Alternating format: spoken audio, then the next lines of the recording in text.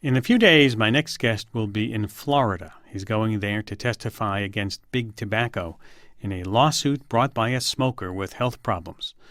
Oh, you didn't know that tobacco lawsuits like this are still going on today. You certainly don't hear a lot about them in the news, but some 8,000 more cases just like this one exist in Florida alone. My next guest is an historian and an expert on the tobacco industry, and his new book, Golden Holocaust, Origins of the Cigarette Catastrophe and the Case for Abolition, is a 737-page indictment of the tobacco industry, loaded with secrets about smoke and smoking you may have never known, like that filters don't filter, he says, or that cigarette smoke is radioactive and contains polonium-210, or that only 2/3 of an American cigarette is tobacco. The rest?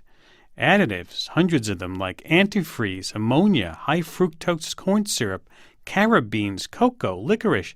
Did you know that 90% of the world's licorice goes into cigarettes? Just a few of the surprising points made in my guest's book. Our number, 1-800-989-8255, if you'd like to talk about cigarettes and smoking, or you can tweet us at SciFry. Robert Proctor is author of Golden Holocaust, Origins of the Cigarette Catastrophe and Case for Abolition. He's also professor of the history of science at Stanford University in California. Welcome to Science Friday, Dr. Proctor. Thank you, Ira. How you doing? I think people think that smoking is done here in this country, but reading this book says it isn't. Oh, yeah. That's one of the biggest myths, is that people don't smoke anymore, but the fact is we still smoke about 350 billion cigarettes every year, just in this year alone, and it's about 6 trillion worldwide, so that's a huge amount. How do we compare? We always say, oh, well, those Europeans or people in China or someplace, they're smoking, but we're not. Well, actually, the French smoke about what we do, or even slightly less, surprisingly. The difference is that in the United States, it's really pretty much only the poor now who smoke, and so it's kind of invisible to the rest of us. Mm-hmm. And there are 8,000 lawsuits alone in Florida?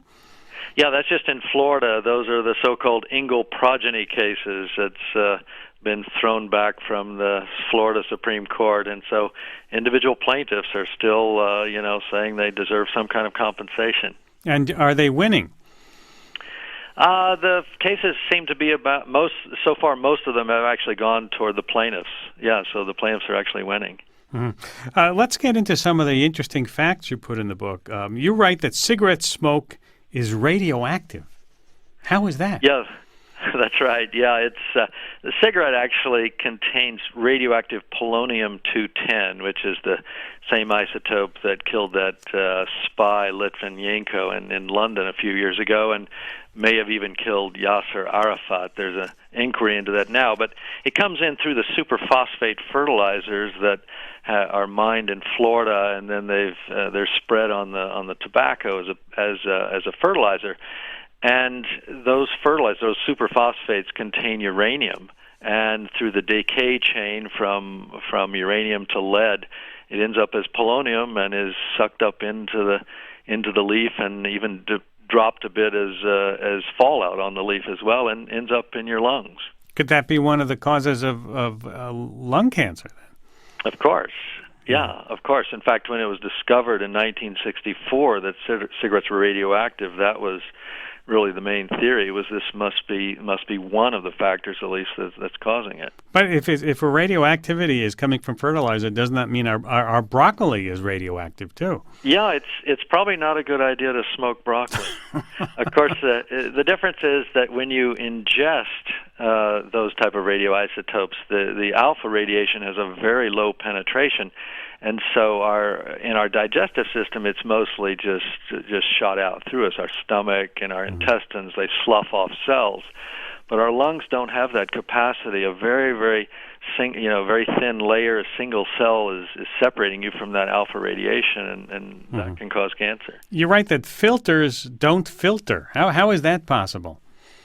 Well, they're not filters at all. If you think about it, to smoke, there's no such thing as clean smoke. You can clean water, but you can't clean smoke. And if you're actually smoking, what you want is the soot, the tar, and the 5,000 other compounds that come along with it. And The only thing they really do, the filters do, is they can reduce the particle size of the soot, and that just means that the soot's going deeper into your lungs, causing cancer in a harder to diagnose and harder to treat area. So the actual filters are actually they're not only doing nothing for your health, they're probably actually slightly hurting it. Now, you've been researching this book a long time, right? Oh, yeah, I've been working on this field now for about a quarter of a century. And where did you get most of these documents that you have dozens of pages? There's 80 million pages now. In fact, I just got an email saying there's been over 1 million new documents added just today. This is from the tobacco archives that are housed at UCSF, and you can go online at the Legacy Archive and search these documents, and it's fantastic because you can plug in any word you want, and you'll get whatever documents are in that. And I just plugged in Switzerland today, and I got 164,000 documents mentioning Switzerland. So it's like a giant magnet. You pull these needles out of a haystack. It's a wonderful resource. Do a lot of these documents come from the tobacco industry itself? Oh, they're all from the tobacco industry. These are documents that are entirely produced through litigation, and there's no comparable business archive or actually historical archive in the world. And what's marvelous, again, is they're full text searchable. So you can search, put in any word you want, and I've explored them now for almost a decade. So when you say, I'll go back to the filter one, that the filters don't filter, you learned that from the industry or from the tobacco companies themselves? Yeah, that's what they were saying going back already to the 30s. In fact, the world's largest tobacco company, the American Tobacco Company, they were basically too honest, and they didn't want to make a filter because they knew they were bogus. And so they said, look, we're not going to do it. And as a result, they eventually went out of business. The other companies would describe them as, thermodynamically impossible. It's really, if you think about it, it's more like a speed bump or something. It can jostle the smoke, but as long as you're sucking in smoke, there's no filtration. Is it true that the tobacco industry tried to block the publication of this book? Well, they certainly subpoenaed it. They wanted to get all my notes, all my notes, my drafts, everything like that, and I had to spend a fortune in lawyers' fees just to keep them from seizing it. Why? Oh, you go through the score of or more of additives into the cigarette. Give us an idea of what else is in there besides tobacco, and why. Oh, it's unbelievable. Just in cocoa shells alone, there's millions of pounds of that. Millions of pounds of licorice are added. Diammonium phosphate, which is a freebasing agent. Chocolate and cocoa are added because they contain the alkaloid theobromine, which is a bronchodilator.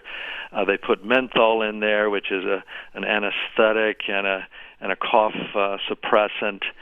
Basically makes the poison go down easier, and those are just some of the things that are in there on purpose. But there's also all kinds of stuff in there by accident. Right? And if you look at the secret documents, it talks about there being shards of plastic and pesticides and bits of wire and even blood of various sorts. So there's all kinds of garbage that's actually in your cigarette. Mm-hmm. I remember years ago covering stories back in the 70s about trying to come up with a quote-unquote safe cigarette that went nowhere. Yeah. Is it possible to produce one? Well, yeah, if you produce one that couldn't be burned, for example, that would be safer. If you produced a cigarette that no one could light, that would be safer. There are some more realistic things, like if you were to produce a cigarette with no nicotine in it or extremely low, it wouldn't be able to create and sustain addiction, and so people wouldn't smoke it. So by that virtue, it would be safer. Or you can raise the pH back up. The smoke pH is now about 6.5 of cigarettes, and that means they're very inhalable. They're very mild. But if you were to raise the cigarette smoke pH back up to 8 or above, where it was prior to the 19th century, then people wouldn't inhale tobacco smoke and there wouldn't be any lung cancer. So those two things alone, taking the nicotine out and raising the smoke pH back up, that would do more for public health than anything in human history. Mm-hmm. Of course, we then still have lip cancer or throat cancer or chewing tobacco type cancer. Yeah, you'd still have those. I mean, yeah, it's chewing tobacco is less deadly, but it certainly can kill you. But cigarettes, they take the cake. 1-800-989-825. Let's see if I can get a quick phone caller in here. Let's go to Washington. Let's go to Will in Washington. Hi, Will. Hi. Hi there. How's it going? Hi there. Fine. Go ahead. I guess the comment that I want to make is that I've been a smoker for about 10 years now, and I actually enjoy it. It's independent of the chemical addiction to nicotine. It's something that I actually enjoy doing. And I don't necessarily see the tobacco industry as an evil empire. It's a business distributing a product. I think the people that are engaging in it are aware of what they're doing and getting themselves into. And I guess I heard the word prohibition get thrown around. I mean, is the end game here to have a prohibition on cigarettes? Is that the goal? Is it outlawable? Yeah, Will, you're concerned. Okay, thanks for the call, Will. It's breaking up there. Yeah, well, the smokers actually who was on the line there is quite rare. 80 to 90% of smokers regret the fact they ever started smoking. They wish they didn't smoke. It's actually quite rare what the caller was saying. And I think there are a lot of different end games. Tasmania, the parliament is considering a law that would ban smoking, the sale of cigarettes to anyone born after the year 2000 to create an entire smoke-free generation. Of course, we've got smoke-free laws of other types, and New York, we've got the high taxes. But basically, I think that the sale of cigarettes should be abolished because they are simply too dangerous to be sold. It's a deeply defective product. They're not inherently dangerous. They're actually dangerous by design, and there are even other ways that you could enjoy tobacco. Let's talking with Robert Proctor, author of Golden Holocaust, Origins of the Cigarette Catastrophe, The Case for Abolition. We're going to take a break. When we come back, Nora Volkow is going to join the conversation to talk about nicotine vaccines and the science of addiction. What's the best way to give it up? So stay with us. We'll be right back. This is Science Friday. I'm Ira Flato. We're talking this hour about cigarettes and smoking and addiction with my guest, Robert Proctor, author of Golden Holocaust, Origins of the Cigarette Catastrophe and the Case for Abolition. We were talking about all the cigarettes that are out there, and one of our last guests, our last phone caller, said that he enjoyed smoking, and Robert Proctor was saying that most people, 90% of the people, wish they never started smoking. So what's the best way to quit? Joining us now is Nora Volkow. She is director of the National Institute on Drug Abuse. That's at NIH in Bethesda. She's an expert on addiction and what it does in your brain, what goes on in there when you get hooked. Welcome back to Science Friday, Dr. Volkow. Thanks for having me here. Have we made any progress on a nicotine vaccine? Well, there's been progress on different strategies for these vaccines. We were very hopeful that a vaccine that had reached the phase 3 clinical trials would be able to fulfill the outcomes required by the FDA, such that we would have a product that we would be able to prescribe for patients. But unfortunately, the outcomes was not reached, and the FDA did not approve the vaccine. It just wasn't working out. Didn't work out. Well, what happens was that the vaccine was not sufficiently antigenic, and that means that it did not produce the levels of antibodies that were necessary in order for it to be therapeutically useful. And the patients that did reach those levels stopped smoking, but there were very few of those. Let's describe for us what goes on in your brain when you get addicted to something like nicotine. Well, nicotine is a difficult drug because what it does is actually, when you're smoking, everything that surrounds you is much more salient, much more exciting. And that's why I'm not surprised that the caller said, well, I like to smoke, because it will make things more rewarding than they usually are. And that type of response, for example, I predict that he was a relatively young smoker. And if you ask an adolescent, well, why are you unhappy of smoking? They'll give you exactly the same response. And that is also why it can also be so terribly addicted. You become conditioned to experiencing things that are producing pleasure. You start to associate them with smoking cigarettes. And as a result of that, you desire the cigarette when you are in a situation where in the past you had smoked it. And because cigarette smoking is done on everyday activities, as a result of that, then you find yourself conditioned to everyday activities that are going to trigger the desire of you wanting to smoke. What actually chemically goes on in your brain that creates the addiction? Well, it will depend on the type of drugs that you're speaking of, because drugs have very different mechanism of actions. So, for example, alcohol facilitates the transmission of inhibitory neurotransmitters or chemicals. Nicotine activates nicotine receptors, and by doing that, it stimulates the firing of dopamine cells. And dopamine cells fire when something is salient and exciting. And when that happens, you are much more likely to get conditioned to it, and that is to memorize at an unconscious level, to learn an association between the nicotine and the expected pleasure that you're going to get.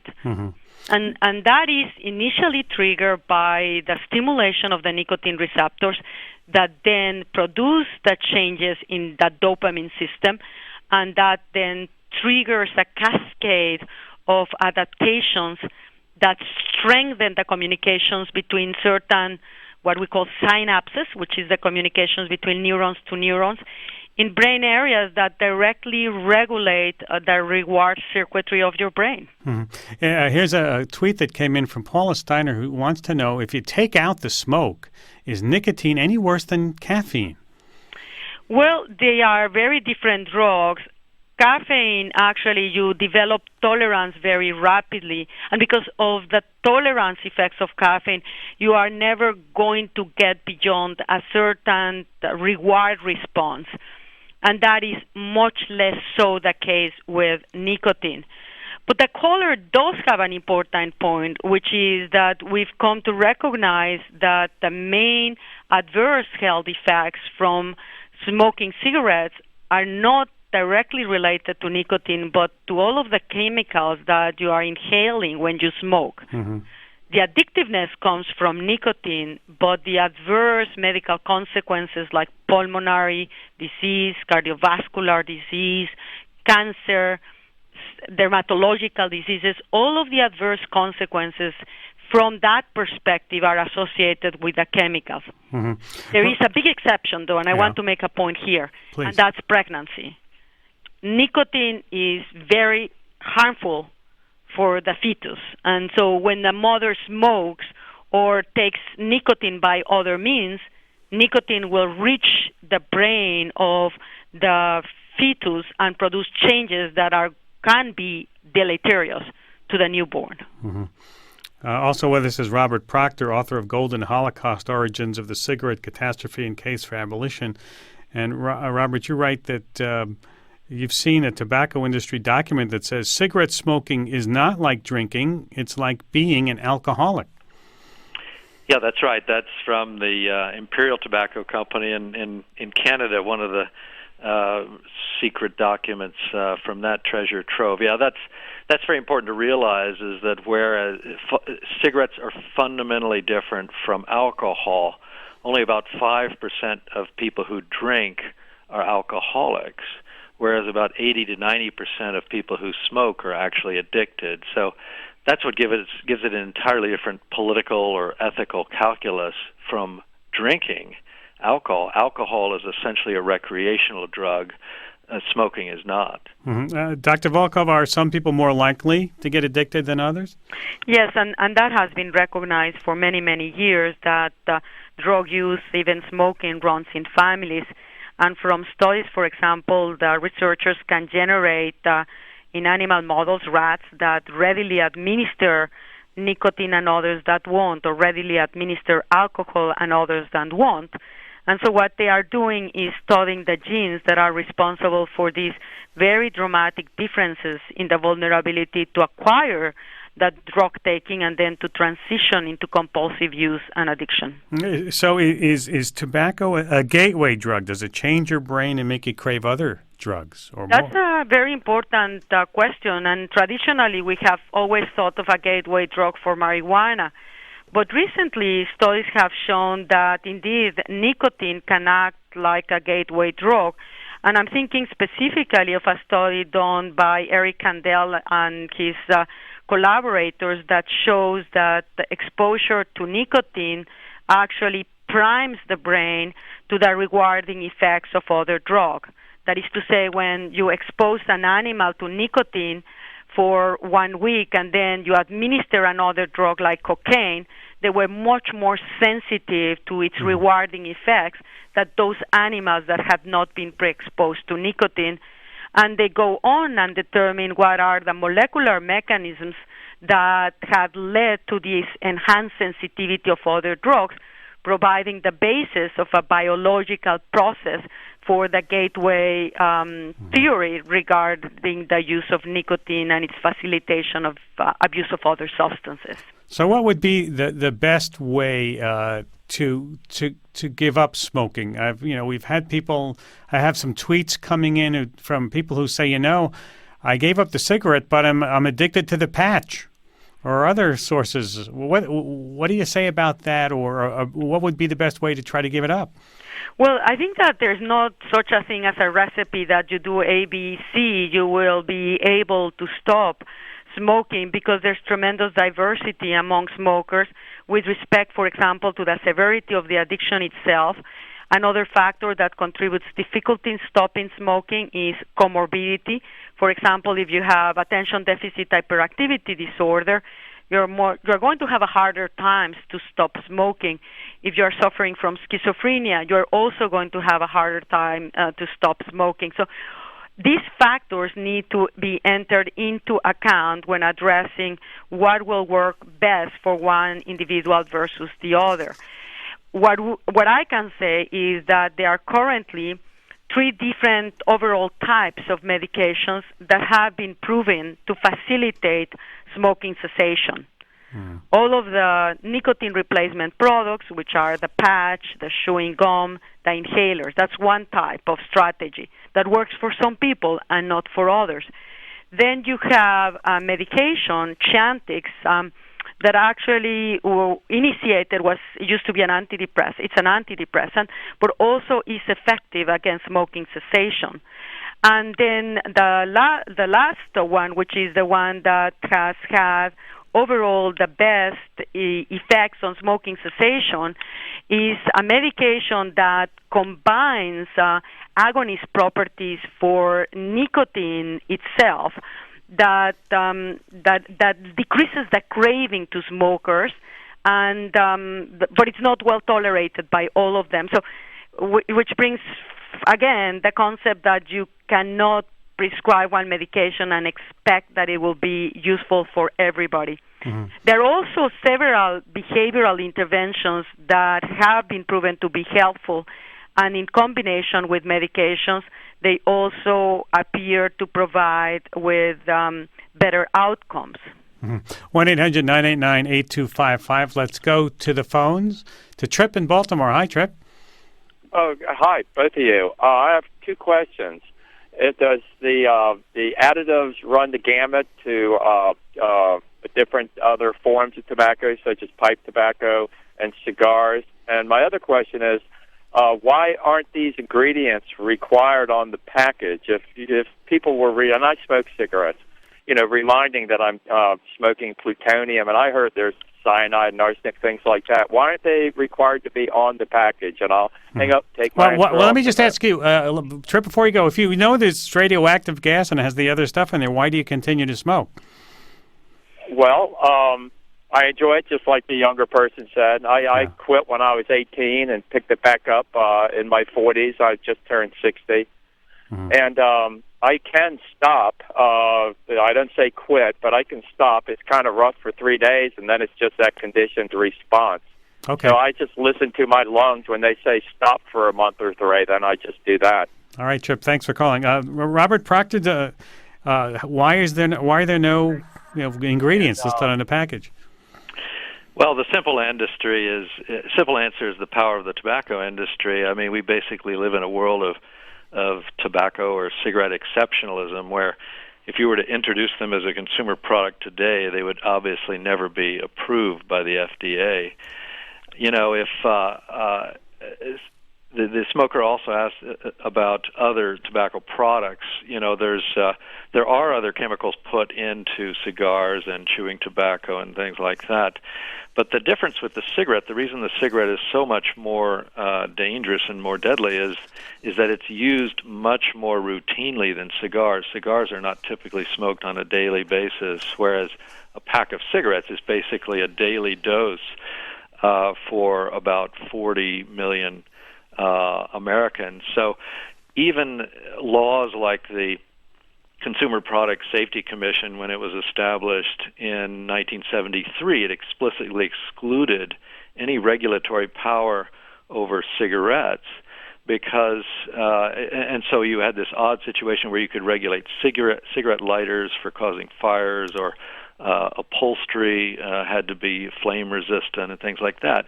But the deadliest consumer artifact of human history was completely exempt, and it's basically been exempt from almost all regulatory control. This is Science Friday from NPR. I'm Ira Flato talking with Robert Proctor and Dr. Nora Volkow. Dr. Volkow, why does smoking a cigarette feel so good? Well, because it's actually you're inhaling nicotine, and nicotine by a method that gets into the brain extremely rapidly, and that activates dopamine cells.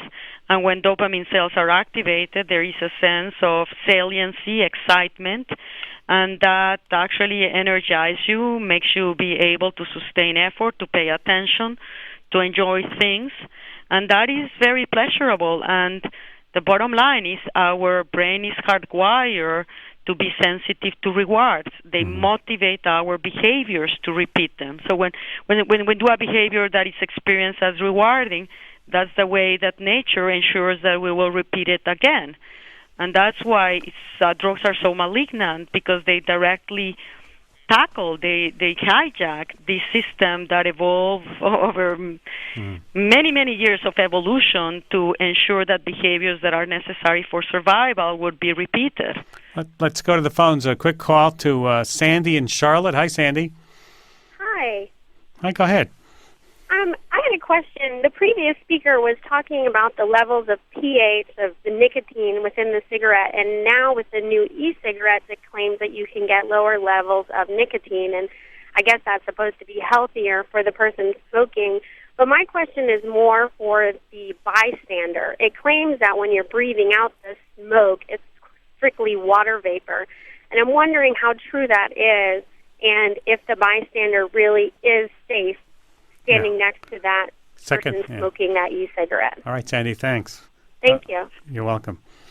Well, there certainly is Robert? There certainly is a lot less vapor expelled from an electronic cigarette. The nicotine is supposed to stay in the lungs, and the exhalation is supposed to be probably just glycerin and water. So there's no doubt those are much, much less deadly. There's not less nicotine, though, by the way. There's no evidence they're any less addictive. They simply don't have the cancer consequences. Mm-hmm. So basically the cigarette was designed to be a nicotine delivery system. Yeah, the secret documents of the industry make that very clear. It's they talk about say we used to be a tobacco industry, and then we were a smoke industry and a cigarette industry, and now we're a nicotine delivery industry. And is big tobacco as strong today as it once was, always was? Well, certainly globally they are. Philip Morris International is a $150 billion company. They're huge industries in China, which now produces about 40% of the world's cigarettes through its cigarette monopoly. So it's really still extremely powerful industry. Mm-hmm. Thank you both for taking time to be with us today. Thanks to you. Thank you, Dr. Volkow. Nora Volkow is director of the National Institute on Drug Abuse at the National Institutes of Health in Bethesda. Robert Proctor, author of Golden Holocaust, Origins of the Cigarette Catastrophe and the Case for Abolition. He's also professor of history of science at Stanford University in California.